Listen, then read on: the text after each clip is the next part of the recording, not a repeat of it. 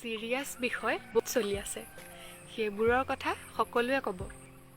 আজি কেইটামান কিয় লৈ আহিছোঁ, পাৰিলে ভাবি চাই উত্তৰ দিব।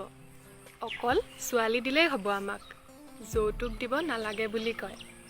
অকল ছোৱালী দিলেই হ'ব আমাক, যৌতুক দিব নালাগে বুলি কয়। তেন্তে কিয় তেওঁলোকে বিয়াৰ আগদিনা দৰাৰ ৰুমটো খালী কৰি থয়?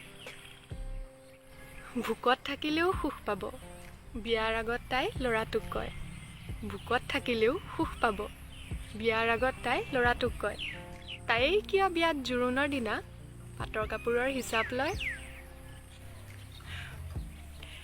একেটা চাকৰি দুইজনে কৰিলেও পত্নীয়ে বনাব লাগে ভাত।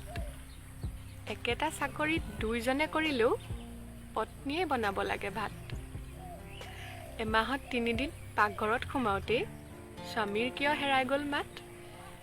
জীয়েকক বিয়া দিয়া ঘৰখন ভাল, ঘৰত তাই হাফ পেণ্ট পিন্ধিবও পাৰে।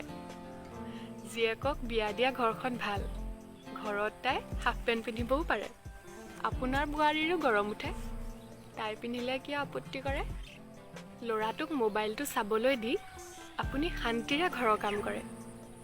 ল'ৰাটোক মোবাইলটো চাবলৈ দি আপুনি শান্তিৰে ঘৰৰ কাম কৰে।